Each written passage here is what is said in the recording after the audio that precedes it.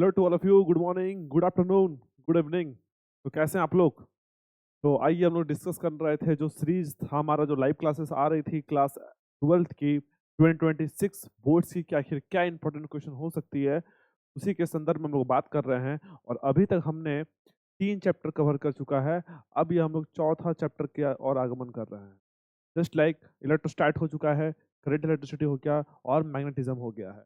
अब हम लोग ईएमआई और एसी आज एक साथ देख के इसको खत्म करेंगे। तो आखिर ईएमआई और एसी में ऐसा कौन सा ऐसा टॉपिक है जो सबसे ज्यादातर क्वेश्चंस पूछे गए हैं और इस बार 2026 बोर्ड में क्वेश्चन आएंगे? तो आइए हम लोग डिस्कस करने वाले हैं कि आखिर वो कौन सा क्वेश्चन है जो ईएमआई और एसी का सबसे बेस्ट और बेस्ट पॉसिबल क्वेश्चन कौन सा है जो इस बार 2026 बोर्ड्स में रहेंगे। तो आइए डिस्कस करते हैं हम लोग आखिर वो कौन सा है। तो आज हम लोग डिस्कस करने वाले हैं ईएमआई और एसी पे। तो आइए ईएमआई और एसी का देखते हैं आखिर वो कौन कौन सा क्वेश्चन है। देखिए सबसे फर्स्ट तो सबसे फर्स्ट क्वेश्चन जो अभी हम लोग ईएमआई का डिस्कस कर रहे हैं, ध्यान समझिएगा। अभी हम लोग ईएमआई का डिस्कस कर रहे हैं। तो ईएमआई का आखिर वो कौन सा क्वेश्चन है? लैग तो नहीं कर रहा ना? तो देखिए सबसे पहला जो हमारा क्वेश्चन है वो है, a conducting rod of moves with a certain velocity in uniform magnetic field. अच्छा वाला पेन लेते हैं आप।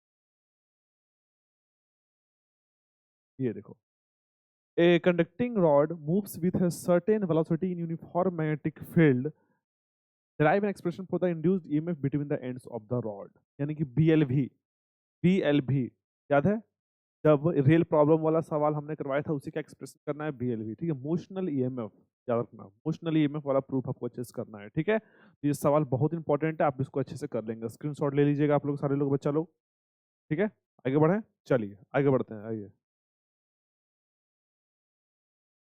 नेक्स्ट सवाल हमारे सामने। देखिए, write down the Fridays law. Write down the Faraday's law. Write down the Faraday's law. आपको फैराडेज लॉ का दो जो हमारा लॉ था, first law and second law, दोनों आपको अच्छे से लिखना है। ठीक है, चलिए आगे बढ़ते हैं। तीसरा जो है, derive an expression. Derive an expression. Derive an expression for coefficient of mutual induction of two coaxial solenoid. Very important. ठीक है, तो आपको अच्छे से करके जाना है। ठीक है, और इसी में एक और था हम लोग का सेल्फ इंडक्शन वाला, लेकिन आपको यही करके जाना है और इसी पे आपको ध्यान रखना है पूरे अच्छे से, क्योंकि यही सवाल ज्यादातर पूछे जाते हैं। तैयार हैं आप लोग? चलिए आगे बढ़े। और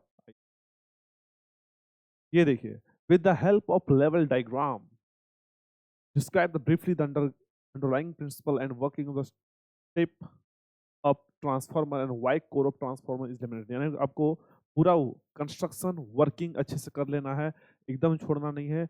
लाइन बाय लाइन अच्छे से प्रैक्टिस करना है आपको, और इसको जितना बार हो सके उतना बार अच्छे से लिखना है आपको, क्योंकि अगर आप अच्छे से नहीं लिखोगे तो क्या होगा कि पूरा कैसेट इसका प्रॉपर डायग्राम पेंसिल से बनाना है आपको। पेन से मत बनाना, दिक्कत हो जाएगा। ठीक है, सारा डायग्राम फिजिक्स का पेंसिल से ही बनाया जाता है। ठीक है, चलिए आगे बढ़ते हैं। आइए, और अब आता है state Lenz law and does it violate the laws of conservation of energy. हाँ बताइए, लेंज लॉ कभी कभी तो ऐसे एमसीक्यू में भी सवाल पूछ देते हैं कि लेंज लॉ किस पे आधारित है? Charge conservation, mass conservation, energy conservation. तो आप आपको सबको मैंने बहुत अच्छे से क्लास में बताया होगा, या फिर आप लोग सब जानते होंगे जो नए बच्चे होंगे, लॉज ऑफ कंजर्वेशन जो होता है, लॉ ऑफ लेंज लॉ जो होता है, law of conservation of energy पे आधारित होता है। और ये कैसे आधारित होता है इसका ब्रीफली आपको बुक्स में मिल जाएगा, पीवाईक्यू में अगर आप देखेंगे। ठीक है, तो ये पीवाईक्यू में सारे क्वेश्चन मिल जाएंगे। आपको क्या करना है, वहाँ पे जाना है और अच्छे से पीवाईक्यू में क्वेश्चंस को सेलेक्ट करना है कि आखिर मैं यहाँ पे कौन सा बता रहा हूँ, और अच्छे से प्रॉपर सॉल्यूशन आपके पास ऑब्वियसली होगा, या फिर नहीं है तो पीवाईक्यू में अवेलेबल है, वहां से आप देखो, अच्छे से समझो और इस क्वेश्चन को तैयार करो। ठीक है, चलिए आगे बढ़ते हैं। Now AC. ठीक है, तो उतना ही क्वेश्चंस थे आपके सामने, आप देख रहे हैं, अब देख पा रहे हैं, इतने इस क्वेश्चन है। एक, दो, तीन, चार और पांच। पांच क्वेश्चन हमने बस सिलेक्ट किए, यही पांच क्वेश्चन में से रहेगा, चाहे कैसा भी एग्जाम हो, पांच क्वेश्चन आप तैयार करो। ठीक है, आगे बढ़े हम लोग। तो चलिए आगे बढ़ते हैं। पांच क्वेश्चन के बाद, तो आप लोग पांच क्वेश्चन के बाद जो आता है, yes, AC sir, AC AC AC AC AC. आइए, तो देखिए एसी, देख रहे हैं एसी का ग्राफ कैसे जा रहा,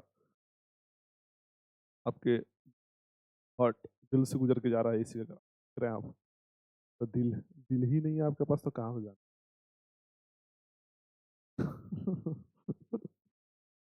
ठीक है, देखो, derive an expression for the average और mean value of AC for half cycle। ठीक है, ये भी आपको PYQ में बहुत आसानी से मिल जाएंगे। ठीक है, अच्छे से कर लेना है आपको, इसको छोड़ना नहीं है, ये सवाल बहुत इंपॉर्टेंट है। ठीक है, उसके बाद आता है एक इक्वेशन दिया हुआ रहेगा आपको एसी का इस फॉर्म में, ऐसे ऐसे इक्वेशन दिया हुआ रहेगा और आपको बोलेगा आरएमएस और फ्रीक्वेंसी निकालना। ये सवाल हमने क्लास में बहुत सारा करवाया, इससे हार्ड हार्ड सवाल करवाया, लेकिन इतना ही इजी पूछता है आपका, तो एक सवाल तो जरूर करके जाना है इस पे, इसको सोचना नहीं है, एकदम सवाल करके ही जाना है इस। ठीक है, आगे बढ़े।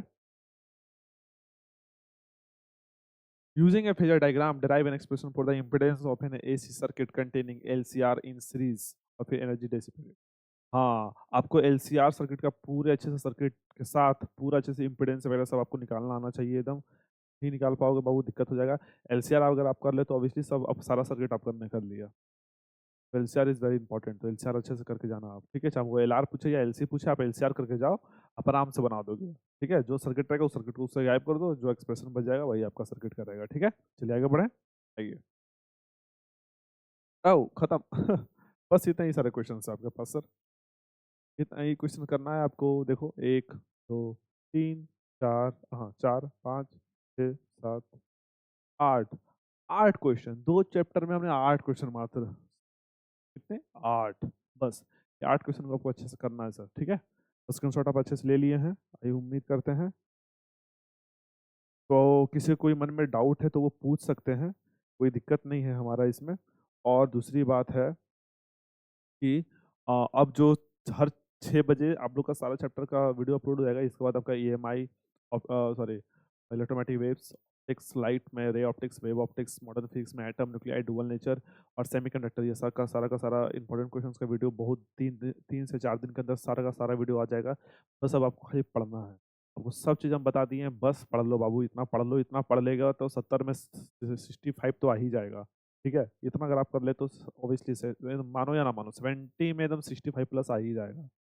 एकदम ज्यादा एक्स्ट्रा कुछ नहीं करना है आपको, बस इतना करके जाओ। बात मानो में इतना करके जाओ, इतना करके अगर आप अच्छे से जाते हो ना तो नो डाउट आपका MCQ तो आसानी से 8-10 MCQ तो ऐसे ही देख के एकदम इजी से बना लोगे यार, अगर आप इतना कमांड कर लेते हैं टॉपिक्स पे। ठीक है, लेकिन एक बार चैप्टर को क्या करना है, जितने भी नोट्स हैं आपके, जो भी नोट्स आप जो भी जहाँ भी पढ़े हैं वो उसका नोट्स एक बार थ्रू आउट पढ़ लेना। उसके बाद हाँ, क्वेश्चन इस पे रखना, नोट्स एक बार पूरा पढ़ लेना कि कहीं पे छोटा छोटा MCQ में दिक्कत ना हो। हालांकि मैं 100 MCQ का सीरीज लेके आऊंगा, डोंट वरी, लेकिन आपको पहले क्या करना है, इस क्वेश्चन को अच्छे से कर लेना है। जितने भी टेस्ट होंगे यहाँ पे वो सारे के सारे टेस्ट में यही क्वेश्चन आएंगे। उसके बाद मैं एक छोटा सा क्वेश्चन पेपर आप लोग के लिए जरूर लेके आऊंगा। सारे क्वेश्चन में जस्ट लाइक जैसे जैक का क्वेश्चन पेपर आता है बोर्ड्स का, वैसे ही मैं एक दो पेपर बनाऊंगा, एक दो पेपर अच्छे से घर पे बैठ कर सॉल्व करना सिंसियरिटी के साथ। अगर आप सिंसियरिटी के साथ सॉल्व करोगे, पक्का है जितना मार्क्स आप उसमें उठाओगे उतना ही मार्क्स आपका बोर्ड्स में, ठीक है, उससे ज़्यादा ही आएगा। जैसे आप करना, उम्मीद करते हैं ये वीडियो पसंद आया होगा तो लाइक करो, सब्सक्राइब होगा और जल्दी शेयर करो दोस्तों को कि वीडियो कहीं हो तो जाएगा नहीं, चैनल पे ही रहेगा। तो इससे आप शेयर करो और मिलते हैं हम लोग नेक्स्ट पार्ट में, जिसका नाम रहेगा, बोलो, ऑप्टिक्स। नो डाउट, बेसिकली हमें इसलिए बेसिकली जितने भी आप चैप्टर होंगे हमारा, अब सारा का सारा रिकॉर्डेड वीडियो आएगा और जितने भी रिकॉर्डेड वीडियो आएंगे तो इसमें सबसे इंपॉर्टेंट रहेगा कि आप सबका स्क्रीनशॉट अच्छे से ले लेना। स्क्रीनशॉट अगर आप अच्छे से ले लोगे तो आपका वीडियो कहीं जाएगा नहीं। और सारा क्वेश्चन स्क्रीनशॉट लेके उस क्वेश्चंस का एक कॉपी तैयार करना है, और एक कॉपी तैयार करके, कॉपी को तैयार करके उस जितने भी क्वेश्चन मैंने आपको बताया है वो सारा का सारा सॉल्यूशन आप उसमें डाल। ठीक है, और सारा का सारा क्वेश्चन अगर आप उसमें डाल के उसी को बार बार प्रैक्टिस करना है। इतना ही क्वेश्चन करना है, एक्स्ट्रा नहीं करना है जितना क्वेश्चन हमने आपको यहाँ पे बताया है। ठीक है, तो मिलते हैं हम नेक्स्ट पार्ट में, जिसका चैप्टर का नाम रहेगा ऑप्टिक्स। और ऑप्टिक्स में जानेंगे आखिर वो कौन सा ऐसा क्वेश्चन है जो सबसे ज्यादातर बोर्ड्स में पूछे गए हैं। तो मिलते हैं नेक्स्ट पार्ट में। ओके, तो टाटा बाय बाय, जय हिंद, जय भारत, मिलते हैं नेक्स्ट।